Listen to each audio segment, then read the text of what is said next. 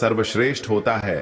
पहली बार दीपक जला रहे हैं तो कैसे जलाएं? दीपक की बाती 4 रखें या 2 या 1? दीपक रुई का जलाएं या कच्चे कलावे का? कुछ लोग करते हैं गलती और उन्हें कार्तिक पूर्णिमा का फल नहीं मिलता। सबसे पहले जानते हैं मुहूर्त। देखिए, हर महीने में एक बार पूर्णिमा तिथि पड़ती है। शास्त्र में पूर्णिमा का दिन बेहद खास माना जाता है। कार्तिक महीने की पूर्णिमा को देव दीपावली मनाई जाती है।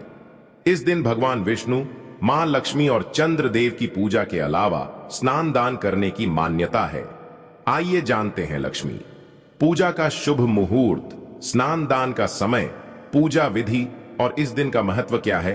कार्तिक पूर्णिमा शुभ मुहूर्त 2025 में कार्तिक पूर्णिमा 5 नवंबर को है। पूर्णिमा तिथि प्रारंभ होगी 4 नवंबर रात्रि 10:36। पूर्णिमा तिथि समाप्त होगी 5 नवंबर सायंकाल 6:40। स्नान दान मुहूर्त होगा प्रातःकाल 4:52 से प्रातःकाल 5:44।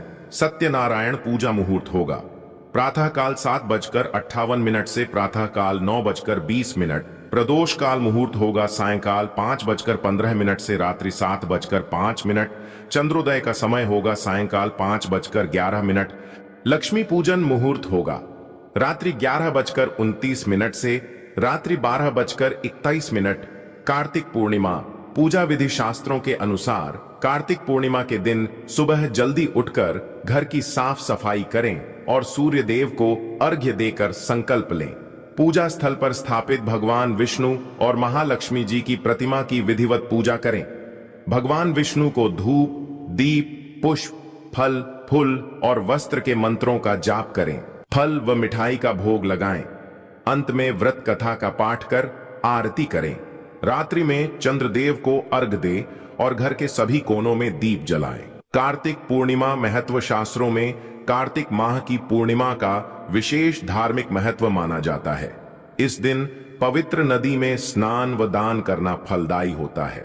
कहा जाता है कि जो व्यक्ति कार्तिक पूर्णिमा पर तीर्थ स्नान करता है उसे समस्त पापों से मुक्ति मिल सकती है और मुक्ति के द्वार खुलते हैं। कार्तिक पूर्णिमा पर विष्णु और माता लक्ष्मी के पूजन से आर्थिक समस्याएं दूर होती हैं। अब जानते हैं कार्तिक पूर्णिमा पर दीपक कहां कहां जलाना चाहिए। तेल का, सरसों के तेल का, देसी घी का या मूंगफली के तेल का या तिल के तेल का कौन सा दीपक जलाना चाहिए जिससे कार्तिक पूर्णिमा का पूरा लाभ मिले। आइए जानें। इस दिन विशेष रूप से दीपदान का महत्व होता है। घर, मंदिर, पीपल के वृक्ष और तुलसी के पास दीप जलाकर देवताओं का स्वागत करना चाहिए। इसी कारण इस दिन को देव दिवाली के नाम से भी जाना जाता है। दोस्तों, कार्तिक पूर्णिमा का पुण्य लाभ, यह दिन केवल पूजा अर्चना और दीपदान तक ही सीमित नहीं है। धार्मिक मान्यताओं के अनुसार कार्तिक पूर्णिमा पर किया गया स्नान दान और पूजा सभी दोषों से मुक्ति और विशेष पुण्य की प्राप्ति कराता है। इसीलिए इस दिन पवित्र नदियों में स्नान और दान करने के लिए लाखों श्रद्धालु एकत्र होते हैं। इस प्रकार कार्तिक पूर्णिमा का यह पर्व न केवल धार्मिक और आध्यात्मिक दृष्टि से महत्वपूर्ण है, बल्कि यह आस्था, विश्वास और पारंपरिक मूल्यों का प्रतीक भी है।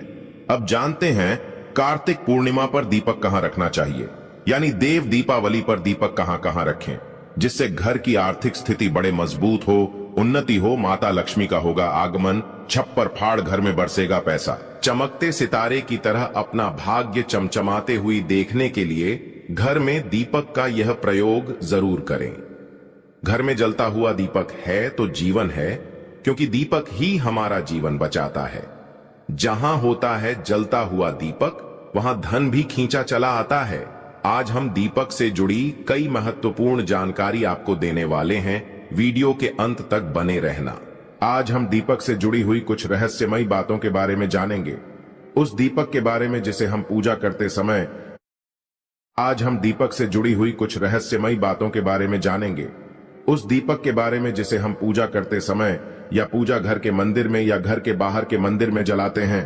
आप अपने घर के मंदिर में या फिर बाहर के मंदिर में पूजा तो जरूर करते होंगे और पूजा करते समय दीपक जलाने का नियम भी आपको पता होगा। आपको पता होगा कि जिस दीपक को आप जिस भगवान का नाम लेकर जलाते हैं, कहीं वो दीपक कुछ गलत संकेत तो नहीं दे रहा है।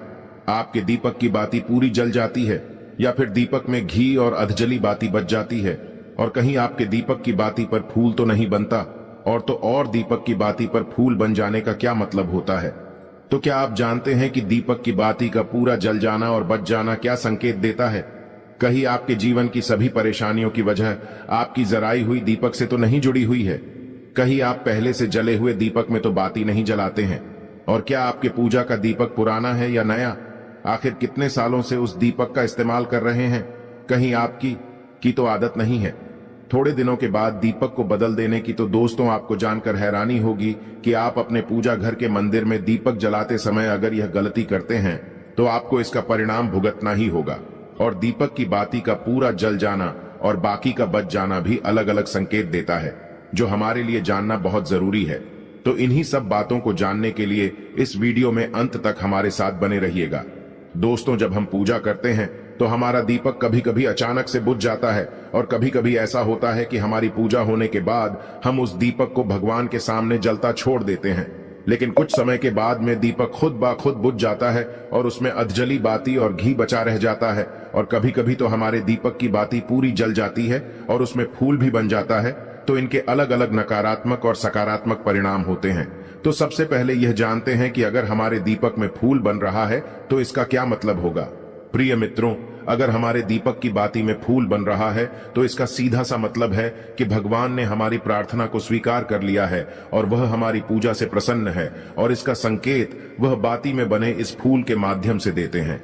अगर आपके घर में दिव्य शक्तियां मौजूद हैं और आपके साथ साथ वो भी ईश्वर की पूजा में अपना ध्यान रखती है, तो आपकी दीपक की बाती में एक से ज्यादा फूल बनते हैं, और कभी कभी साक्षात किसी भी देवी देवता का रूप भी दिखने लगता है। तो अगर आपके दीपक की बाती में फूल बन रहा है तो आप सच में बहुत भाग्यशाली हैं। और इसी के साथ दीपक जलाने के भी कुछ खास नियम आपको जरूर जानने चाहिए। दोस्तों, अगर आप पहले से जले हुए दीपक में अपनी बाती रखकर जलाते हैं तो ऐसा करने से दुर्भाग्य आपका पीछा कभी नहीं छोड़ता है। अगर दीपक में पहले से जली हुई बाती की राख या फिर रुई और कलौंज है और आपने अपनी बाती इसमें रखकर जला दी, तो ऐसा करने से भगवान आपसे प्रसन्न होने की बजाय आपसे नाराज हो जाते हैं, और आपको इसके बहुत ही भयानक परिणाम देखने को मिलते हैं, और आपके बनते हुए काम बिगड़ने लगते हैं। आपकी तिजोरी का धन खर्च होने लगता है और आपके धन आने के सारे रास्ते भी बंद हो जाते हैं। तो हमेशा यह ध्यान रखें कि जब भी आप दीपक जलाएं, आप हमेशा साफ सुथरे दीपक का ही इस्तेमाल करें।